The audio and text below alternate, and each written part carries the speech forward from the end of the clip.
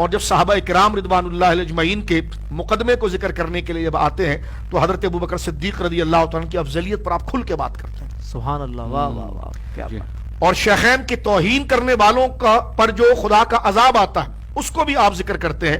بلکہ یہاں پر دیکھیے آپ اس بات کو حضرت سرکار مخدوم سمرہ لکھتے ہیں یہ فقیر بعض رافضیوں سے ملا ہے اچھا جو حضرت علی کی محبت میں بہت زیادہ غلو کرتے ہیں اور اپنی جہالت پر مصر ہیں اور مصر تھے اور اپنی جہالت پر مصر تھے. میں کہتا ہوں اہل سنت و جماعت کہتے ہیں کہ حضرت ابوبکر افضل اور اکمل تھے.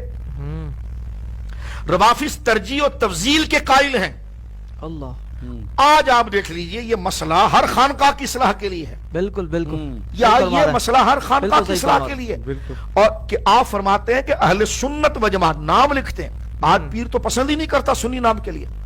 صحیح کہہ رہے ہیں. نہیں جی ہمارے اہل سنت کیا ہوتا ہے کیونکہ خود عالم نہیں ہے نا. جو شرف اس خانقاہ کو آپ کو حاصل ہے یہ ایک نعمت ہے آپ بعد آنے والے صاحبزادگان کے لیے ان بزرگوں کی وجہ سے کہ جو شریعت کے جامع میں شریعت کی حدود میں وہ مسئلہ گویا کہ بیان ہو رہا ہے. تو یہ دیکھیں اہل سنت کا لفظ کہنا یہ علمی وقار سے بات کرنا اس حدود اور اس قانون اس دائرے کی پابندی کرنا یہ سرکار مخدوم اشرف کا طریقہ ہے. سبحان اللہ. اس کو توڑ کر نکل گیا کوئی تو وہ الہاد ہے وہ زنادقہ ہے کیونکہ شریعت مطہرہ ہر ایک پر حاکم ہے.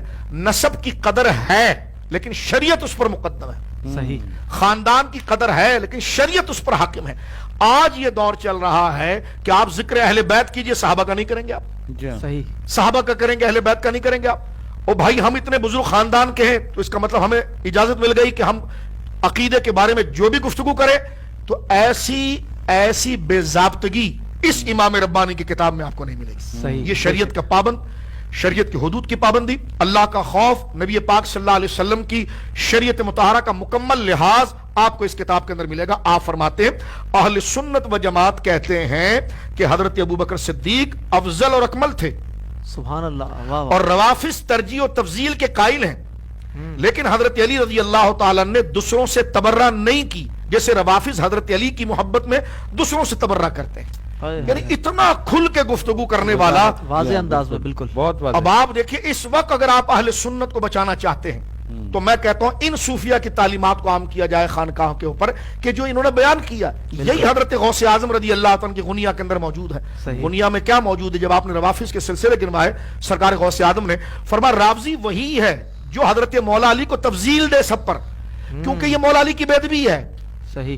یہ مولا علی کی بے ادبی ہے آپ کے مقام و شان کے خلاف ہے. آپ کی پوری زندگی کی عظمت و شان اور آپ کے کردار کے خلاف وہ بات کر رہا ہے کیونکہ وہاں پر حدیث موجود ہے قرآن کی آیات موجود ہیں. اور ایسا بھی نہیں ہے کہ حضرت علی رضی اللہ تعالیٰ نے حضرات شیخین کی افضلیت کو قبول کرنے میں عاجزی کی. یہ بھی نہیں کھل کر آپ نے فرمایا ہے وہ افضل ہے اور اکمل ہے. افضلیت کا معیار آپ نے پھر آگے ذکر کیا ہے کہ افضلیت کا معیار جو ہے وہ تقوی ہے. پھر اہل بیت پاک کی شان ان کی عظمت ان کے مقام کو بیان کیا. ایک جگہ یہ فرمایا کہ جناب سفر میں یوں دیکھا گیا کہ ایک شخص حضرت ابوبکر حضرت عمر کے خلاف بات کرتا تھا. اللہ کہ میرے پاس چند لوگ آئے اور انہوں نے کہا کہ جناب جو ہے اس کے ہاتھ پاؤں جو ہے کہ وہ بدلنا شروع ہو گئے.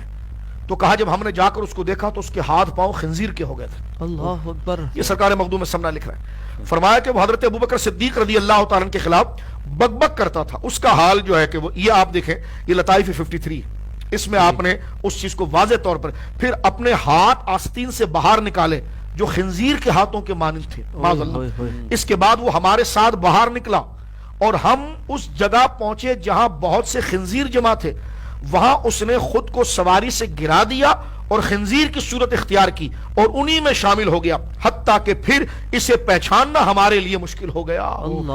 یہاں سے یہ پتا چلا یعنی یہ بھی بتا رہے ہیں آپ کہ بے ادبی بندے کو کہاں تک پہنچاتی ہے بد اخلاقی بندے کو کہاں تک پہنچاتی ہے. حضرت غوث اعظم رضی اللہ تعالیٰ نے دیکھے اسی ترتیب سے جو وہاں پر اپنے غنیہ کے اندر آپ نے لکھا کہ روافض وہ ہے جو حضرت علی المرتضی رضی اللہ عنہ کو تفضیل دے اور انہی کے شہزادے حضرت سرکار پیر محلی شاہ صاحب رحمہ اللہ کے فتاوی دیکھیں اس میں بھی یہ بات موجود ہے.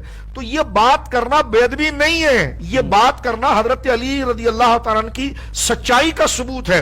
اب ہم تمہاری مرضی کی بات کر کے ان اکابر کا دامن چھوڑ دیں تو بھائی آپ کی جو بک بک ہمارے لیے وہ ہم گوارا کریں گے لیکن سرکار مخدوم سمرہ کی جو تعلیمات ہے اس کو ہم نہیں چھوڑیں گے.